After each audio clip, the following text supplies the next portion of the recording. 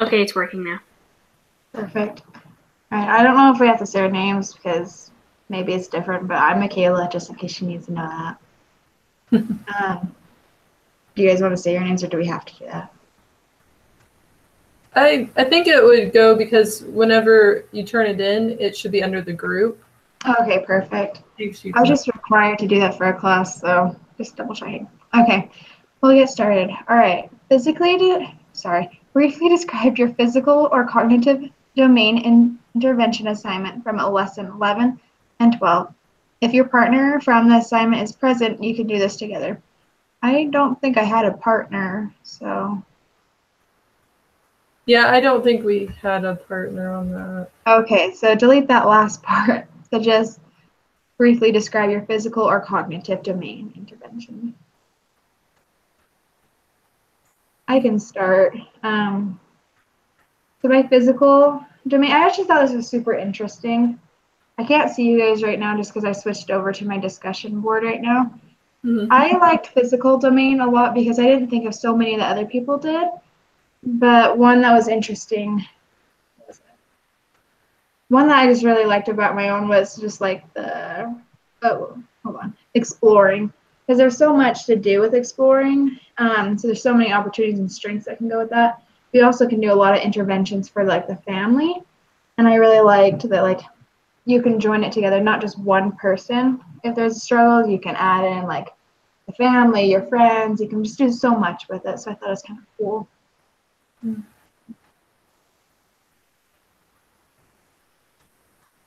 Does anyone else want to talk about theirs? Let's see.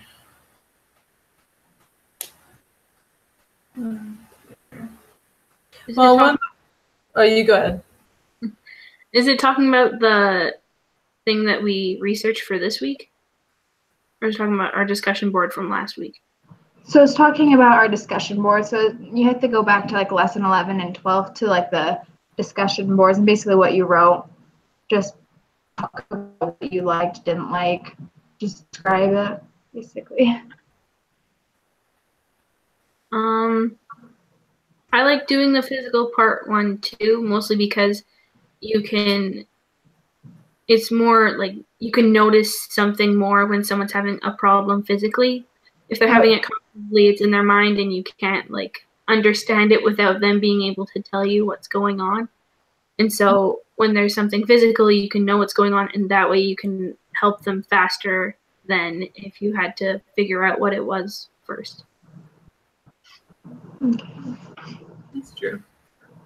Yeah, I like the physical more too. I focused more on like things that I felt you could really help with, like speech problems. Because my mom, she actually worked a lot with kids in elementary school who had speech problems, and so it was kind of cool to see like how they changed that over time through a lot of work, of course. But I don't know. It's something that I think is cool because there's so many things that you can really affect through the physical. It's interesting. You basically combined a lot of them because like with like I talked about like kids like that were I think that's in my cognitive like kids with ADHD, and then you can they need to get energy out, and so especially like my cousins for example, they definitely need to get energy out, and so when they have ADHD, they basically they can go run around and they'll calm down a little bit. I don't know if that's even scientific or anything, but it helps them. So it's kind of interesting. You can combine different groups. Yeah. I think that's true of most kids in general is they need that time to really move and get out, and they're just so much calmer once they've been able to like run and play, and then they can actually focus and that kind of thing. Because I was a substitute teacher for a while, and so I worked a lot with elementary kids, and it was amazing to see the difference after they'd get so antsy before recess, and then finally they'd come back in and they're just like excited and happy, but they could focus a lot better. So you could definitely tell the difference. Well, it starts very young too, because like my son, when we don't like, it's hard in winter because like you don't get to go outside as much, and he needs to go out. He needs to be going playing. And like when we get to go play, He's he takes his naps better, he eats better, like everything's better in the physical domain if you get the energy out. Mm-hmm. Yeah. I'll go to the next question because we can move on now. So it says, describe your social and emotional domain, which is this week's. So domain intervention that you researched this week. Sorry, added something. I should have just read it. State whether you have actually implemented the intervention personally to address the identified problem. If so, discuss how effective the interventions were. If not, discuss research or other evidence assessing the effectiveness of the intervention. Go look at that.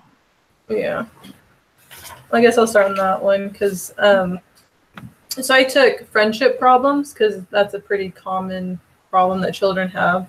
Usually most kids have it at some point. And I found some actually really good articles about it, which one was actually on pbs.org, and it was actually very well done, as well as on Scholastic, so that kind of surprised me. But they're professionals. I looked up their credentials and all that. But it was interesting. They had a really good one on the Scholastic, and it goes specifically at the ages and stages all the way from 0 to 5 to 6, which was the age range we kind of went over. But what I really liked overall was a lot of it was about like emotion coaching. And so like you have to help children to kind of identify how they're feeling and to be able to kind of deal with those emotions. So like, for instance, so you see that one of the kids took a toy from one of the other kids. So you see like, for instance, Nick is sad because you took his toy. And so like you're helping them to realize why what they did made someone sad, why they're reacting the way they did, as well as it also talked about acknowledging when they do something good. So like, you know, Julia likes it when you play on the slide with her, you know, like, so you're just trying to help them to kind of make those connections of like, if I do this, then this creates, you know, sadness in someone, or if I do this, then it makes someone happy. But one of the things I really liked was it talked about what parents can do about social issues. And it talks about, of course, you need to talk to the parents of the other kids, get to know them. That helps a lot. And then to have reasonable expectations of your children, because children naturally, from a young age, they have to learn those social skills. So they aren't going to automatically have those things that you would hope that they had. You only have to work on them. And that's why adults usually get frustrated with kids, because they're learning. But one of the most important things I thought was it talked about not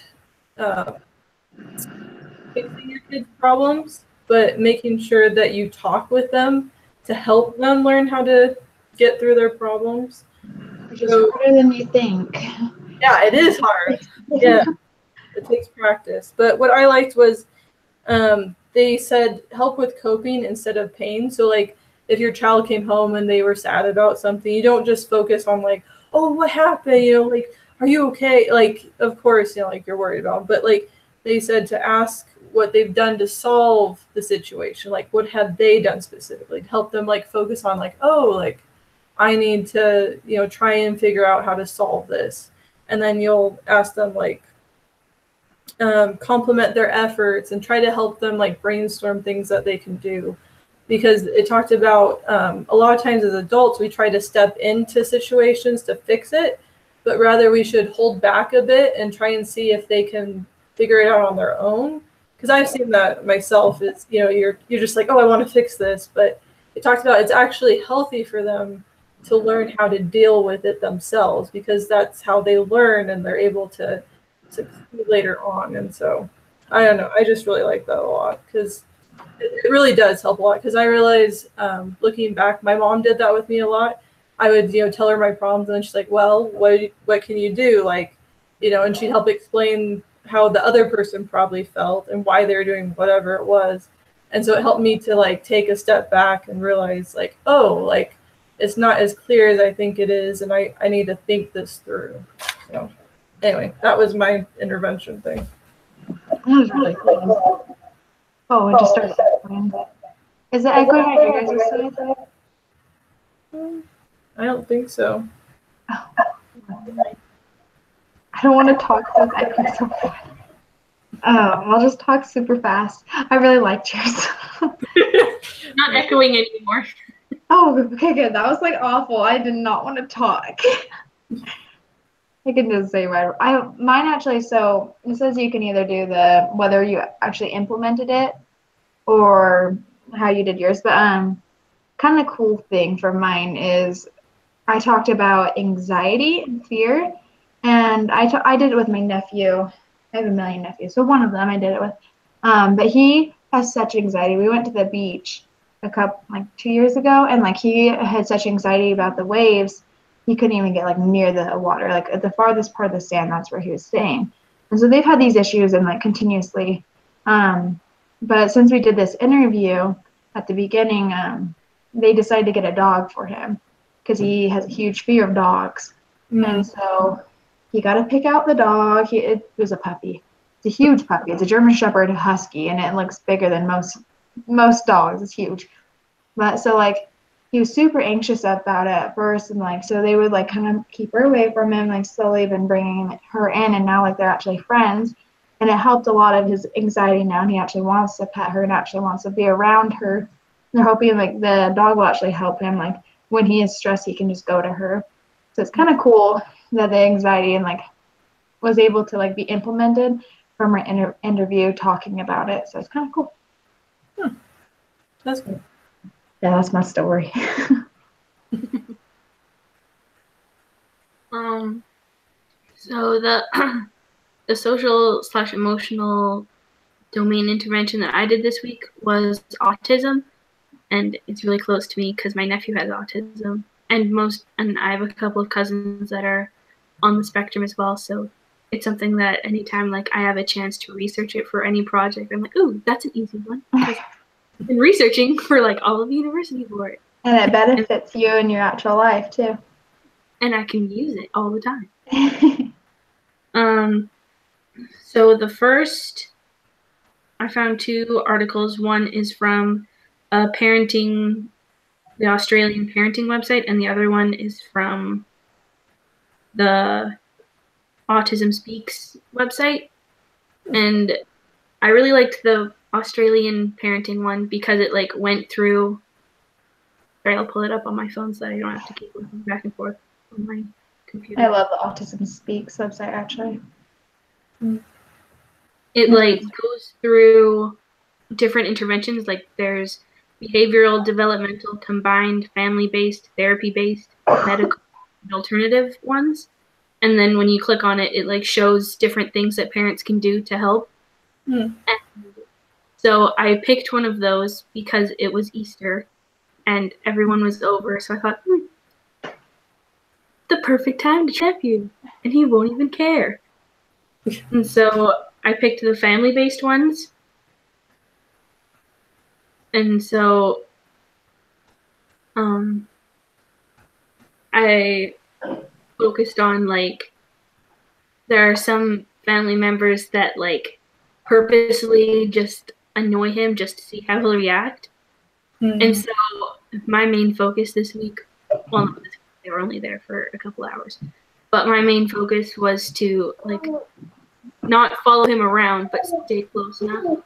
And like if my brother was annoying him, I would like, hey, why don't you try doing this with your uncle instead of letting him annoy you? And then he'd be like, oh yeah, can you give me a piggyback ride? And so he'd like try to like change it so that he wasn't getting annoyed by him, but he could still spend time with him without being mad. And so like every so often, after a while, he like learned, hey, if they're annoying me, I'll just ask them for a piggyback ride. And so every like 5 or 10 minutes, there'd be someone with him on his back running around the house. And it was so cool to see how even just like suggesting something else they could do instead of getting mad, it would help him so much, and he wasn't like stomping around and being mad all the time. That's cool. That's cool. Hey, Jesse. Are you there? Can you guys hear me? Yeah. Yeah.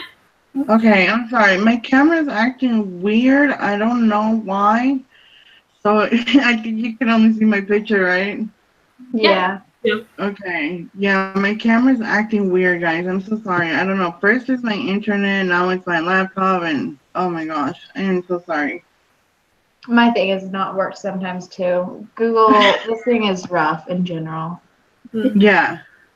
I can just ask you the question that we were just talking about, and then we can move on to the next one. So it says, describe your social emotional domain intervention that you researched this week. State whether you have actually implemented the intervention personally to address the identified problem. If so, discuss how the effective intervention was. And if you haven't done that, discuss research or other evidence assessing the effectiveness of the intervention. Okay, that's a long question. Let me see if I can answer real quick. Okay.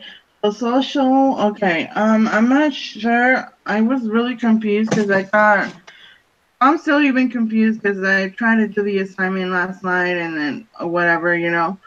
But I'm not sure as far as to what exactly we needed to choose. And I think I said on the discussion post that something about like children being aggressive or something. And right now I'm like, I found an article on it that talked about how, you know, sometimes children do tend to be like a little aggressive, and it's because it's a little lack of like, you know, the attention and things that from home, and also the love and things like that, you know, the things that are mainly important. Sorry, I'm trying to like pull up the article, but it's just like everything is so messed up right now.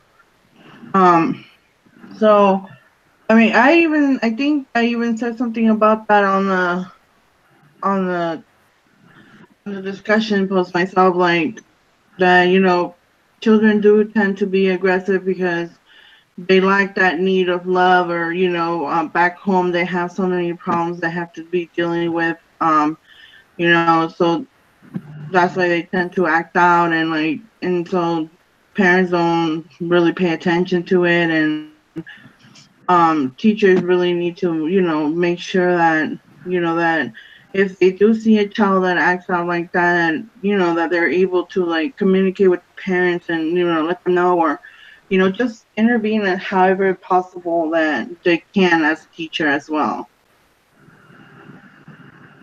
That's cool. That's super cool article. Okay, so I'll start to the next one. So share highlights from the domain interviews you conducted with caregivers during lesson 11. I basically already shared mine, and it was just the long term, the cool, how they ended up getting a dog and helping with anxiety. But I mean, it didn't start out, that's not really what I interviewed them for, but it ended up being really cool. It's really lame that I'm reusing it, but I really liked it. It's a cool part.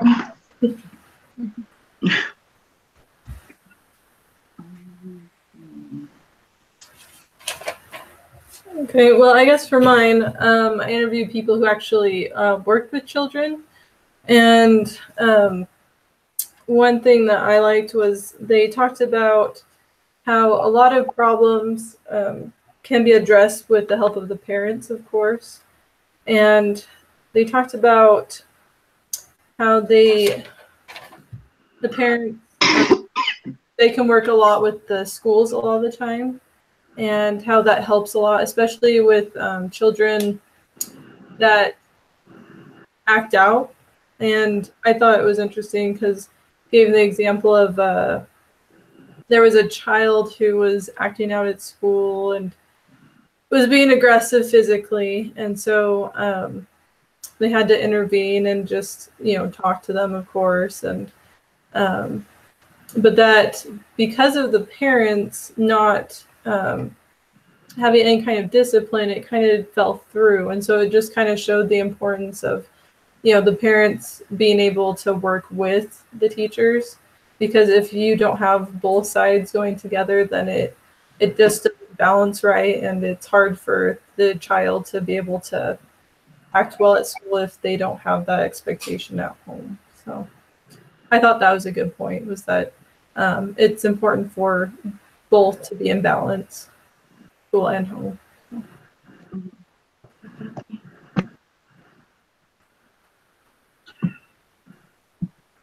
So, I kind of didn't catch the question, Carter. Can you repeat it? Yeah. So share highlights from your domain interviews you conducted with a caregiver during lesson 11. Oh, the first week. Okay. The first week we started this. Okay. Yeah. Gotcha.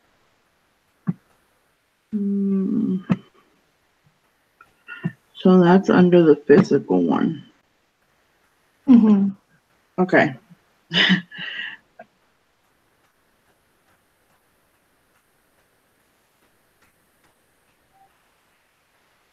Well, I interviewed my cousin because she works with children, you know, ages 2 to 5. I think it's a preschool. I couldn't remember entirely sure.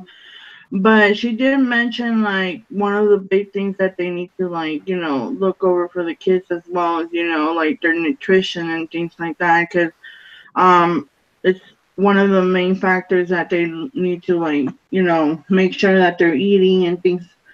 So like, because she works from like morning to like almost close to evening, so she sees like like, you know, depending on the child, like how long they're there for, you know. So some of the children are there from like basically all morning until, you know, close to the evening times.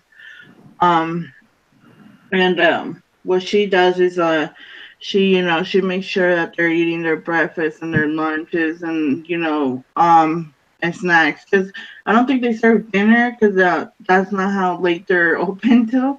But yeah, I'm pretty sure she mentioned something about a snack. So it's basically pretty much like right before they get picked up, they get a snack. So, you know, they're constantly making sure that they're, you know, not making, sorry, that they're, you know, watching over the children that, you know, they eat, because it's important. And, you know, if they see that a child doesn't want to eat, they, you know, they kind of make sure what is wrong, if they're feeling sick, is there something going on, you know, behind that problem. So mainly that's, you know, something that she was telling me, that, you know, that their nutrition is something that's really important for them.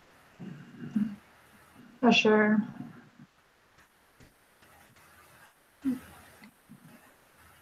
I asked those questions to my sister, and when I first started asking her the questions, I was asking like children in general, but it turned into her talking about her son that's autistic. So basically I got the answers for autistic children instead of children in general, which was still That's cool okay. too. And one of the parts that stood out to me was the major strengths, because a lot of people see autism as like a disability, which it is, and they see it like the kid suffers, they don't get to do as much stuff. But she like talked about how like attention oriented he is, like when he, even like if he's eating like Skittles or something like that, he like sorts them out by color, and then he eats the first color and he moves on to the next one. And so he like organizes so well. And he like, she said that one of his biggest problems is that he loves kids so much, not specifically the ones his age, but he likes older kids and adults. So she told me that when they go into the grocery store, she has to really watch him, because he'll run up to people and just hug them, and he'll just stand there and hugging them in the middle of the grocery store, and no one knows who they are. So she has to like pull him back. Oh no, remember when we talked about that you can't hug people that you don't know? Oh right, Mom, sorry. And then he like goes back like 5 minutes later and finds someone. You look like a kid in my class. And then he goes and tries to hug them. remember what we talked about? You can't do that anymore. Or you're going to sit in the cart. No, I can't sit in the cart. I have to say hi to everyone. So, like, he, like, cares so much about other people. And my other nephew, when they were over for Easter, he was crying, and he, like, ran up. He's like, are you okay? Why are you crying? Do you need some help? And then he, like, ran into the kitchen and, like, brought a banana. He's like, I know you're hungry. That's why you're crying. Now you have to eat this banana. So he focuses so hard on making sure other people are happy. It's just so cute. So adorable. Sorry, I'll ask the next question.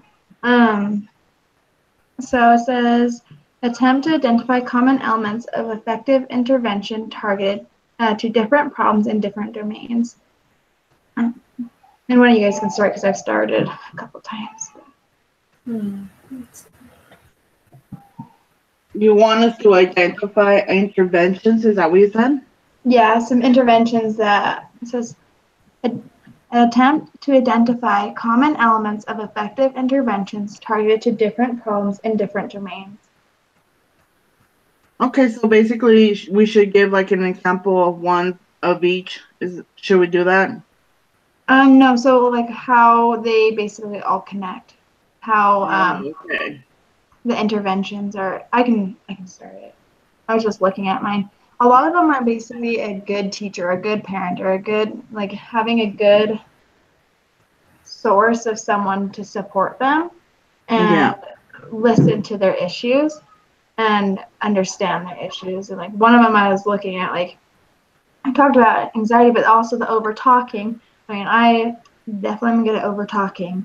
But as a kid, I needed a person to listen to me, and after class and after school, I needed to tell my parents about the day, and they understood that.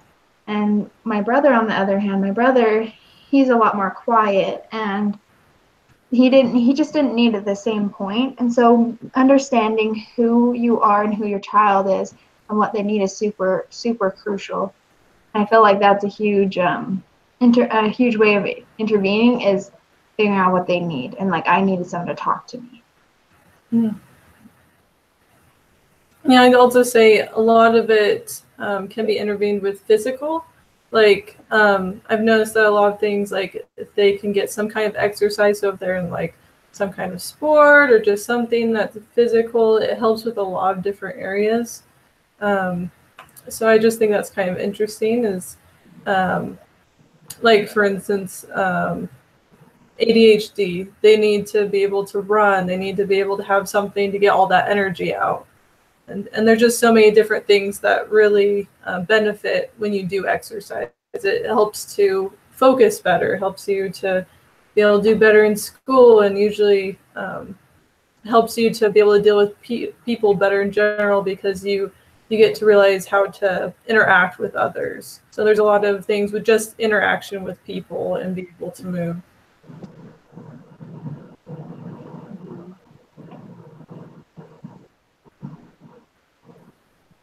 Something that I noticed that was similar between all of our different ones is that you have to pay attention to each individual child. Because, like you guys were saying, what works for one kid might not work for another. I think I talked about this in our other meeting that we had a couple of weeks ago. But my nephew, when he's having a bad time, you have to like stay away, let him do his thing, and then come back later and talk to him about it. But my niece, she just loves to be hugged and touched, and then she's okay. That's why you have to learn in marriage too. Everybody's so different. And so you have to like find what works best for each kid, and once you know that, it's so much easier to help them. That's like being direct and giving specific suggestions, or letting them figure it out, or somewhere in between. Yeah. Well, basically the thing that I would say that I noticed and I think it's a, a given one, and but we all had in common either mentioning the parents or the teacher. They both have a responsibility for the child depending on the certain, problem or risk. But it was always mentioned parent or teacher. And I think the matter of fact that happened was because the child is either at home spending most of their time with the parent, or they're either half of their time at school with their, they're with the teacher. And so, I find it to be their, ability, mainly obviously the responsibility of a parent, um, to make sure that their child is healthy, that they're happy, that they're, doing good in school, and their responsibility was to make sure it's like kind of a little bit, to be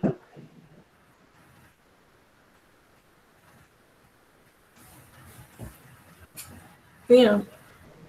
Yeah. Also, education. I was thinking about it. It helps. like make sure, and yeah, and make sure that they're reporting to the parent and to whoever they need to report in order to make sure that the child is doing what they're they need to be doing.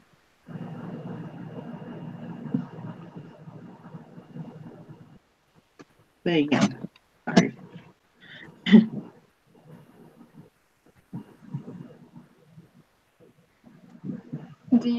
What were you saying, Alyssa? It kind of got all, I don't know what happened.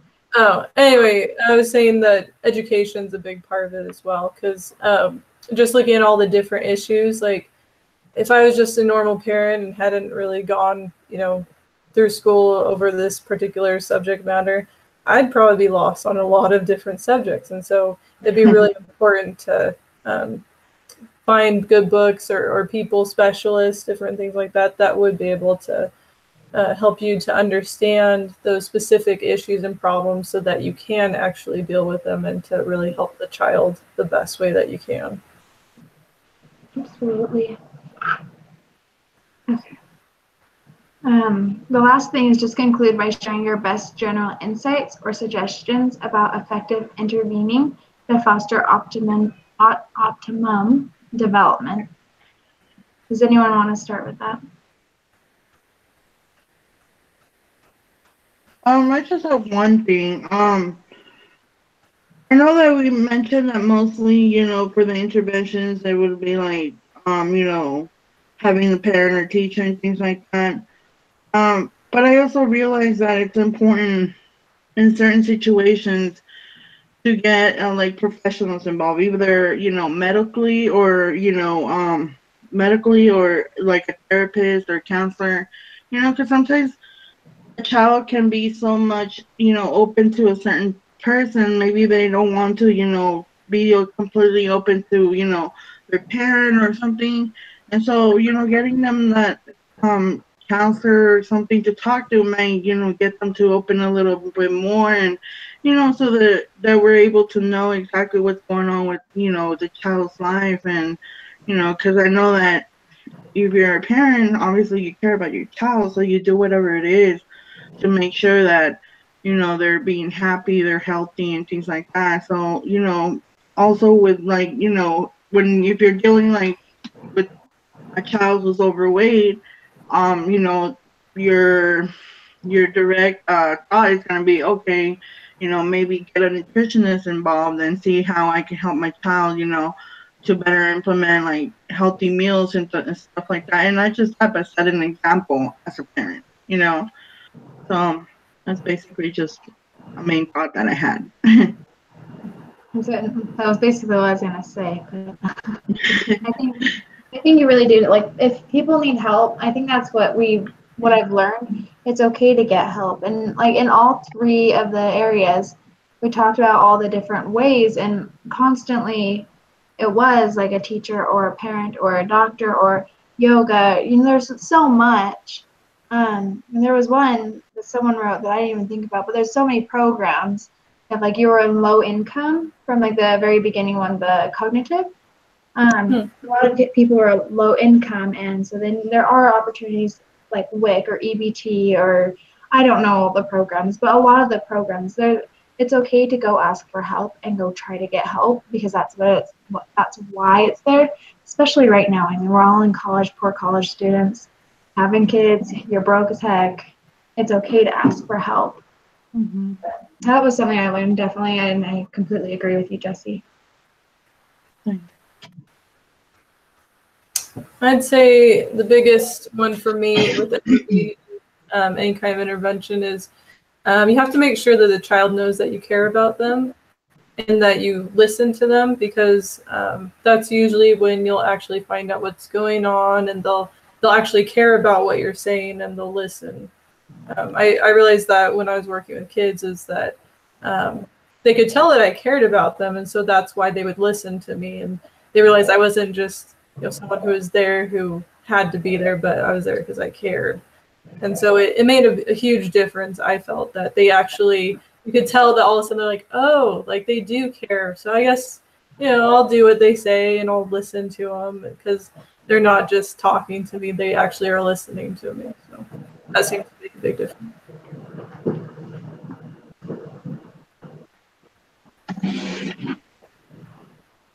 My thing's like really close to what Alyssa was just saying.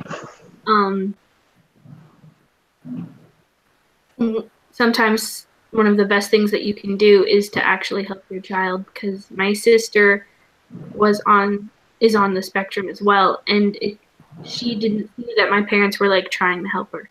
She saw that they brought in other people to help her, but they didn't really try that she saw to help her deal with what she was going through.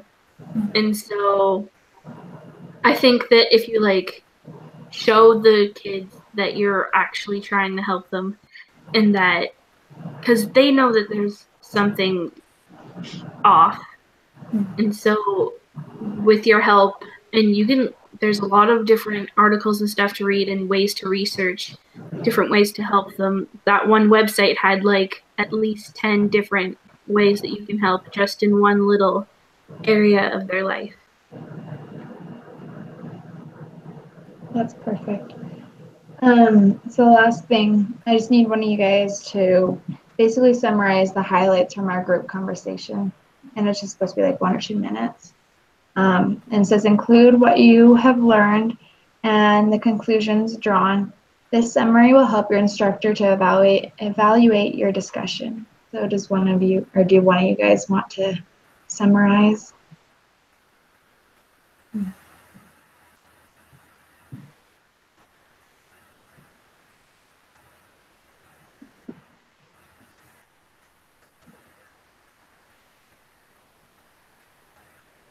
Okay, I'll do it. So basically what we talked about this week is that we all liked the physical domain the best for different reasons. Mostly because it's something that we can see and actually help with sooner than the cognitive domain.